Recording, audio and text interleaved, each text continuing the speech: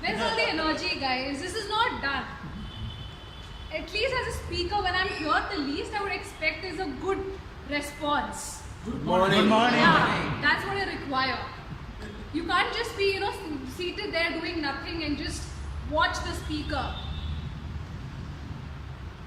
Dear Toastmasters, accusations and angry statements mark the beginning of an argument.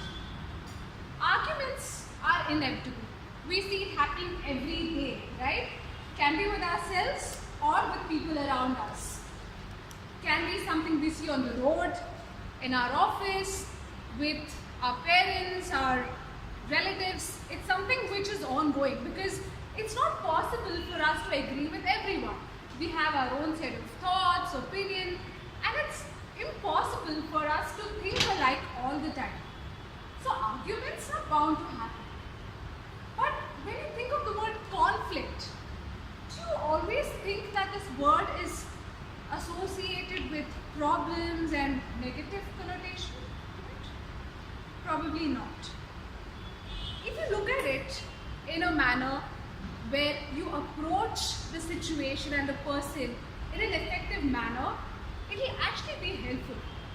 First, it reduces your stress because you just talk it out.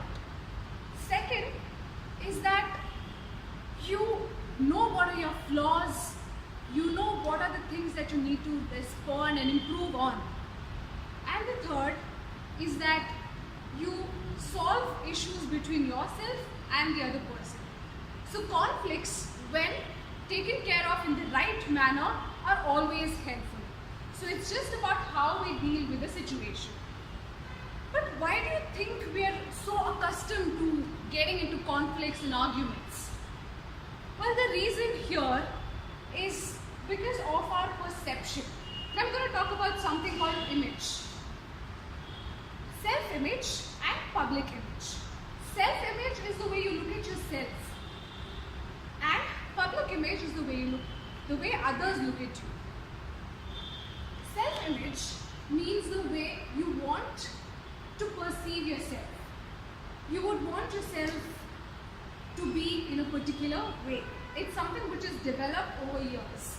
You learn from your teachers, your parents, siblings, friends, people around you, and it's something which is formed the foundation of who you are. It defines you because it is something which is the basis of your beliefs and your understanding of right, wrong, good, bad, and all the things around this. And when you talk of public image, it's the way you want others to perceive you. You would want people to think you're honest, helpful, kind, humorous, and that's the perception you would like others to have of you. What happens when someone has a critical remark against you is that it conflicts with one of these images. Say someone's calling you a cheater or a liar. It questions your identity, and that is something which is very difficult for us to digest and accept. And that is what makes, or rather creates, arguments. And from there on, it's just these conflicts that go on. There are different ways in which people react to these kind of arguments. The first is people just withdraw, wherein they decide to keep quiet and just neglect things. The second is where people counter-attack. If someone's saying something, they will have an opposition to the views. The third is rationalizing, wherein people justify why they've taken a particular action. And the fourth and the best approach is responding in a non-defensive manner. What does it mean to respond in a non-defensive manner? It is to understand what the person is saying, listening to them, and being assertive in terms of being calm, composed, understanding the situation and taking the right steps. There are some ways in which we can respond appropriately. Some of the things that can help. First is to listen. Something which is required in all fields, listening. Listen to the other person with an open mind to make sure that the person understands that you're listening to them.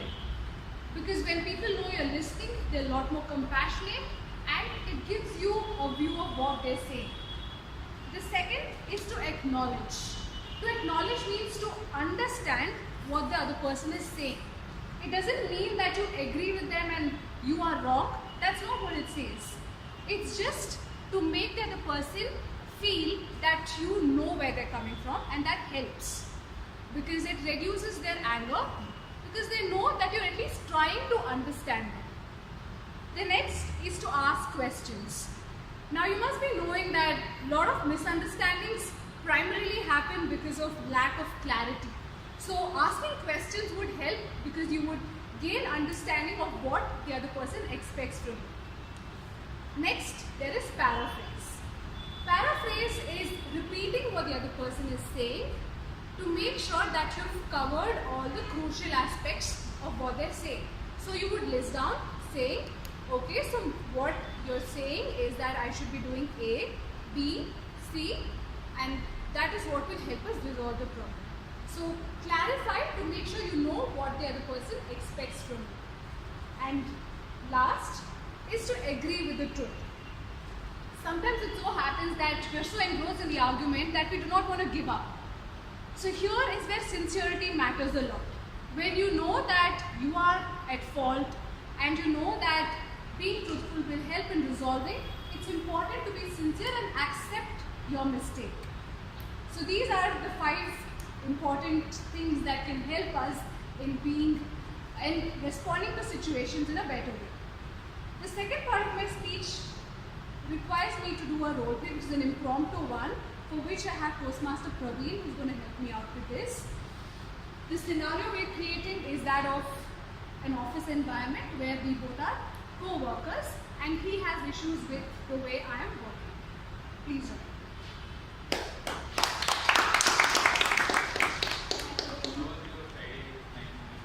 Oh, it was good. I enjoyed it so much. I left it 5, right? And then I had the entire evening to myself. It was so relaxing. So you know why we are here on the office on a Saturday morning? There was a lot of work.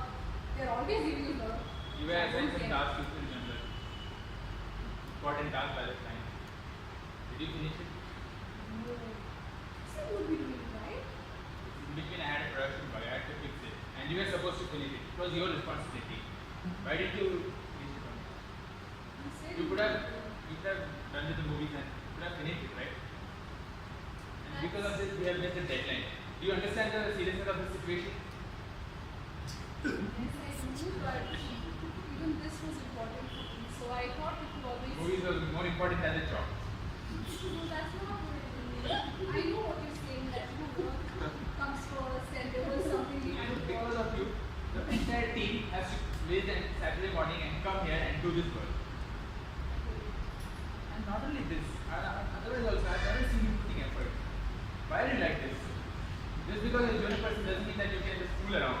Everybody has responsibilities. Do you understand that? Yes, I do. It's just that a lot of things were coming up and I wasn't able to focus. But yeah, I completely understand what you're saying and I realize that of late I've not been able to give it my best. You do have a point, but what do I do when there are other things that come? For example, something like movie was important. I really had to go. So what do I do with that? Movie was important. And that yes. Was. I really had to catch up with my friends from college and that was the day we finalized the project. So what do I do? I couldn't cancel last week. What could have you done in part of that? You should have finished the movies and come back and you know it was important, right? I know, that's why I'm here on Saturday. Yeah, you were here on Saturday because everybody is there and they were called to come here. I understand. Apologies on that. But yes, I understand it's important, but just that sometimes I find it difficult to balance both professional and personal life. So, can you help me out in this scenario? How do I balance it?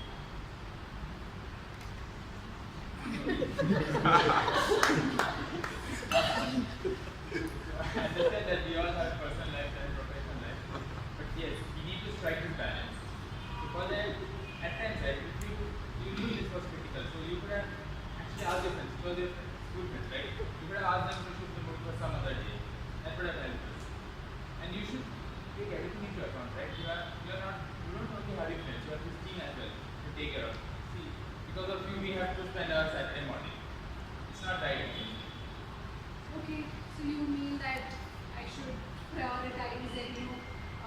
plan my work in advance so that I can Exactly. find time for personal things once I'm done with it. Exactly.